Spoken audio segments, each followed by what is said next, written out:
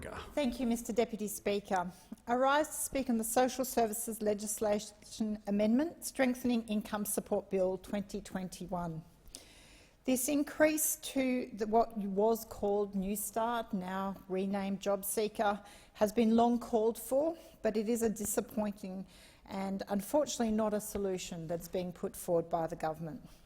To baseline the understanding in our discussion about this bill, Jobseeker is due to return to pre-COVID rate of New Start at $40 a day. So this bill, the proposal, is that that be increased to $43.50 a day. Even with concession rates, that won't even get you to the city on the Manly Ferry. So people living on Jobseeker and other payment types need a greater level of support to help them transition back into the workforce. This is a measly measure by the government that falls short of what is needed, and I've impressed that upon the Minister, that much more is needed, and this doesn't even begin to resolve this issue. People need to be able to pay the bills and still get the ferry to the city. They need to be able to go to the job interviews. If not, we will not get them back into the workplace. We need to return to a more dignified approach to social security, going back to the roots of the Liberal Party. Sir Robert Menzies, who so many in this government revere and often quote, said, "The purpose of all measures of social security is not only to provide citizens with some reasonable protection against misfortune, but also to reconcile that provision with their proud independence and dignity as democratic citizens." I do not believe maintaining the rate of Jobseeker significantly below the poverty line reconciles with the proud independence and dignity of Australians. In my view, Jobseeker should at least be $60 a day. That's under 90% of the pension rate and on the upper end of the bracket put forward by the Business Council of Australia. The Australian Council of Social Services recommends a rate should be $65 a day or just under the pension of $67. Chris Richardson of Deloitte Access Economics argues it should have been around $58 a day to be comparable to when the rate was indexed to inflation in 1994. So it's clear that at $43.50 the government is way off the mark from where all advice is coming in. All of these rates from business, the social sector and the economists are significantly higher than the proposal of $43.50 a day by the government. The government emphasises that the increase in this legislation is a $9 billion direct cost to the budget over the forward estimates for 4 years, but completely fails to recognise that you get a dividend back of $2 out of every $3 by way of a bigger economy. It's an argument we hear in relation to so many other spending measures, but when it comes to this measure, the government is conveniently silent about it. People with less money are more likely to spend it because they need to. They buy food, they pay rent and other essential items. Rebecca, a Jobseeker recipient, said, "The businesses that would receive the money as soon as I get it are no longer going to get that money, so that's going to affect my local shops. It comes back to the economy and boosts it from the bottom up." In Australia, we have one of the world's highest minimum wages, but relative to that, we have one of the lowest rates of unemployment benefit. The disincentive to work is not there, as claimed by so many members of government. The high rate of minimum wage is a huge incentive to work. Working 2 days a week at minimum wage, you will earn more than you can earn on Jobseeker.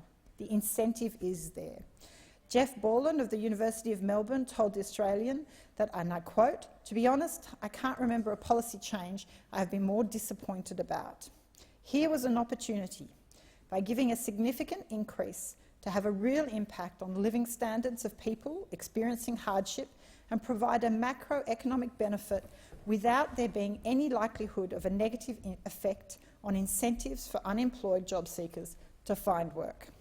Independent economist Nikki Hutley estimates that we could lose 100,000 jobs as a result of the combined end of the coronavirus supplement and JobKeeper. I would argue it is mismanagement by the government to be ending both measures at the same time. We've got millions, literally, of people, both on the Jobseeker supplement and on the JobKeeper allowance, and pulling those out of the economy, it's probably equivalent to around $5 billion worth a month. That's equivalent to roughly 3% of GDP that's going to be pulled out. that is a very significant hit to the economy. The economists lined up with the business groups, including the Business Council of Australia and the Council of Small Business Organisations and Associations, to say that we need to increase the Jobseeker permanently to a reasonable level.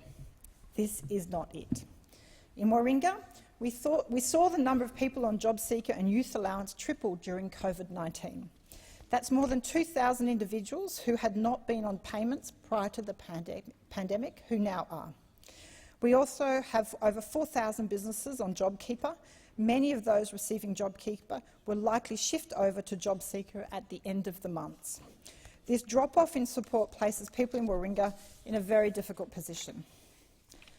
In Warringah, we have amongst the highest cost of living in the country. We've also got a large tourism and hospitality sector that's been devastated by the pandemic, especially through the Christmas lockdown, without any support from the government. Our electorate will feel the end of JobKeeper and at the end of the coronavirus supplement to other payments acutely. The events industry is still struggling. There are no plans and there is no packages put forward by the government. There are more than 17 travel agents in the electorate with little to no work as a result of the international borders still being closed. And I should note that the recent announcement in relation to travel subsidies does not automatically flow to travel agents and all industries. It has gone to airlines, essentially. So, and we still do not have any long-term policy in relation to our borders from the government. It is this indefinite wait for us to resume having open borders and for Australians caught abroad to be able to come home. And we actually need some long-term planning. I can accept that for the first month of March in 2020 an immediate response was needed, but we are 12 months on and we are still in a situation of closed borders and impeding people's travel and Australians being able to return. It is, with respect, not good management and not acceptable. So ending the coronavirus supplement at the same time as the JobKeeper wage subsidy ends is a mistake, and it will hurt both businesses and individuals. And this bill does little to alleviate that pain. This bill is a permanent increase to the base rate of Jobseeker of $50 per fortnight. So that's a decrease, to be very clear to people listening, of $100 per fortnight from what they are currently receiving today. They will also soon have their payments impacted by other income. If any job seeker starts earning an income, they are currently able to earn up to $300 per fortnight before their job seeker payments are impacted. Under this bill, that is halved to $150 per fortnight. That means if you get just one 8-hour shift in a local cafe at minimum wage in a fortnight, your payments are already impacted. Surely people should be able to get at least a shift per week before their payments start going down, especially given that even with one shift, the base rate of Jobseeker, you're still below the poverty line. The poverty line in Australia is currently around $457 per week. And if you're on Jobseeker and you get one shift at a minimum wage, then you will receive a grand total of $382 per week. So still below the poverty line. And if adding in rent assistant, which is at a maximum of $78 a week, you are pretty much on the poverty line. But I should note that in Warringah, the median rent is it was at the census in 2016, it was $580 a week. So can I say unemployed people in Warringah have no chance under the government's support in this package. The conversation about who is on Jobseeker and other payments is incredibly important, as it provides some guidance about where we need to inject stimulus into the economy.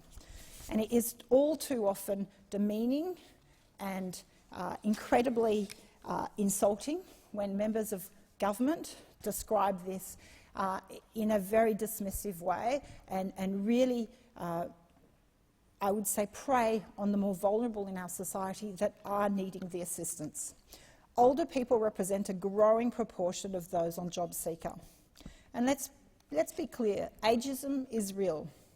As of September last year, 42.6% of those on Jobseeker were aged over 45, and 32,000 people on Jobseeker were over 65. And these people are increasingly making up the long-term unemployed.